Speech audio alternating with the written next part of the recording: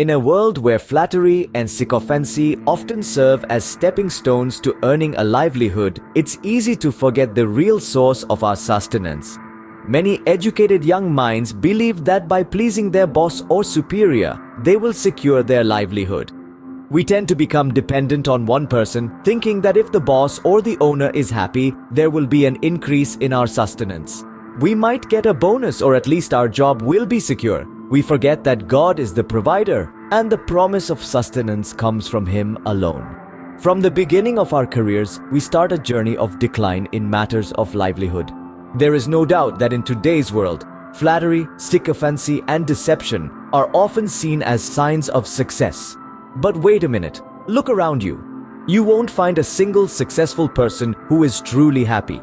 A strange sense of aimless hustle, tension, anxiety, and irritability has become a part of their lives. These people are living artificial and stressful lives. I learned the way to earn a livelihood from a monkey handler. It was the beginning of my career. Like every middle-class youth, I was a victim of big dreams and limited resources. That day on the footpath, I saw the monkey handler. He was carrying a baby monkey in his lap. I watched him for a while, and then suddenly it struck me. Before I tell you what the monkey handler told me, let's understand another secret. There are two moments in a man's life when the door to his sustenance and destiny opens. One is marriage, and the other is the birth of a child. The formula is simple. With marriage, the direction of your life changes.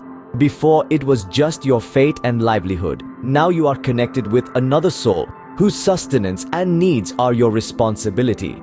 The share of its sustenance has to come through you. When you become a means of someone's sustenance, God removes the obstacles in the delivery of your sustenance.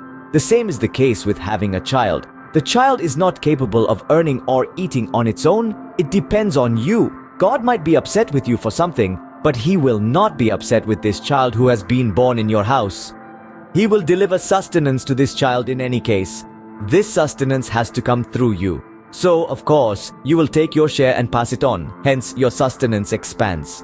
That day, the monkey handler told me, "Master, God does not keep an animal hungry. It has to get sustenance. Now that it is dependent on me, I also get sustenance because of it." I was stunned to hear the words of this illiterate handler. That day, I learned that if there is a shortage in sustenance, take on the responsibility of someone else's sustenance. Start sending rations to a poor family, adopt a pet, and start taking good care of it. Start putting millet regularly on your roof for birds. Take responsibility for the school fees of a widow or poor child. In short, grab a job that is fundamentally the responsibility of God. Become a means for it. As long as the chain continues, the master will keep your sustenance expanded. You sit in the middle of its delivery and lay your trap. He wants to feed his creation well, so he will feed you better. There are two ways to earn sustenance. One is flattery and sycophancy, where you depend on another person. The other is the delivery of sustenance, where another person depends on you. Nowadays, educated youth have adopted the first way. However, I found the way of the illiterate handler to be better.